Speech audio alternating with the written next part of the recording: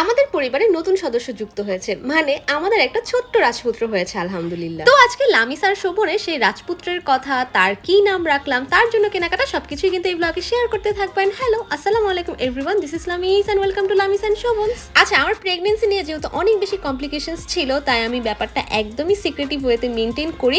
Family member ছাড়া খুব বেশি কারোর সাথে একদমই শেয়ার করা হয়নি। হয়তো এই গুড নিউজটা তোমরা আরো কিছুদিন পর পেতে, কিন্তু অবশ্যই আল্লাহ যা করে ভালোর জন্যই করে, আর আলহামদুলিল্লাহ সবকিছু মিলিয়ে আমরা অনেক বেশি হ্যাপি। আচ্ছা, বেবি হওয়ার উপলক্ষে কিন্তু আমাদের কেনাকাটা বেশ অনেক মাস আগে থেকেই চলছিল, যদিও এসব কোনো ভিডিও আমি তখন শেয়ার করিনি। এখন হয়তো বা আস্তে আস্তে সব ভিডিও তোমাদের সাথে শেয়ার করতে থাকবো। সত্যি কথা বলতে আমি না মিরপুর এরিয়াতে এমন কোনো বেবি শপ পাইনি যেখানে কিনা আমি বেবিদের জন্য A to Z সব কিছু কিনতে পারবো। ধানমন্ডি এরিয়াতে আমি এরকম সব দেখেছি, কিন্তু মিরপুরে দেখিনি।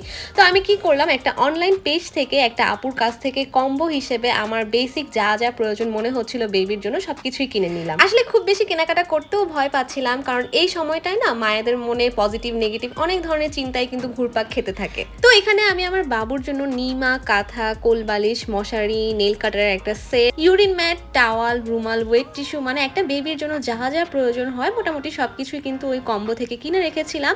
আর তোমরা যদি মিরপুরের আশেপাশে একটা ভালো কোনো বেবি শপের নাম জেনে থাকো তাহলে প্লিজ আমাকে একটু কমেন্ট করে জানিয়ে দিও। এখানে আমি, আমার হাজবেন্ড আর আমার শাশুড়ি মিলে জিনিসগুলো দেখছিলাম, আর সবাই এত বেশি এক্সাইটেড হয়ে গিয়েছিলাম।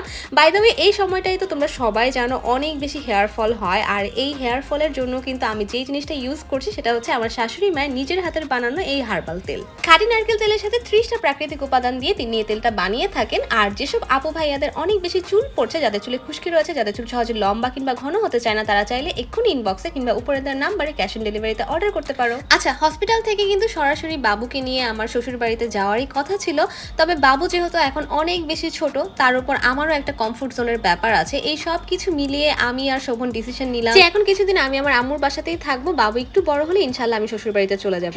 এখানে শোভন বাবুর জন্য একটা ইউরিন ডিটেক্টর নিয়ে এসেছে, যাতে ওর ভেজা কাঁথায় শুয়ে ঠান্ডা লেগে না যায়। আর সেই সাথে একটা ব্যাসিনেট বা রকার, যেটাই বলো না কেন তোমরা, সেটা নিয়ে এসেছিল। এই ব্যাসিনেটটা কিন্তু একদমই নিউবর্ন বেবিদের জন্য, তবে আমাদের বাবু এখানে একদমই শুয়ে থাকতে চায় না। আর ও যেহেতু এখনো ঘাড় রাখতে পারে না, ইনশাল্লাহ ঘাড় যখন রাখতে পারবে তখন এখানে শুয়ে টাইম স্পেন্ড করতে পারবে। বাই দ্য ওয়ে, এরই মধ্যে কিন্তু অনেক আপু আন্টিরা আমাকে কংগ্রেচুলেট করেছে, অনেক অনেক দোয়ার ভালোবাসা পাঠাচ্ছে আমার বাবুর জন্য। তাদের সবার প্রতি আমি অনেক অনেক কৃতজ্ঞ। তোমরা সবাই আমার জন্য, আমার বেবির জন্য, আমার হাজবেন্ডের জন্য দোয়া করবে, কারণ আমার মনে হয় একটা বাচ্চা জন্মের পর থেকে প্রথম 3টা মাস অনেক বেশি ক্রুশিয়াল আর ইম্পর্টেন্ট ফেজ ওর লাইফের। তাই তোমাদের সকলের কাছেই কিন্তু আমি অনেক বেশি দোয়া প্রার্থী। আচ্ছা, অনেকেই কিন্তু আমাদের ছেলে বাবুর নাম কি রেখেছি সেটা জানতে চেয়েছো। তো আমাদের বাবুর নাম হচ্ছে মানসা মুসা আরিশ।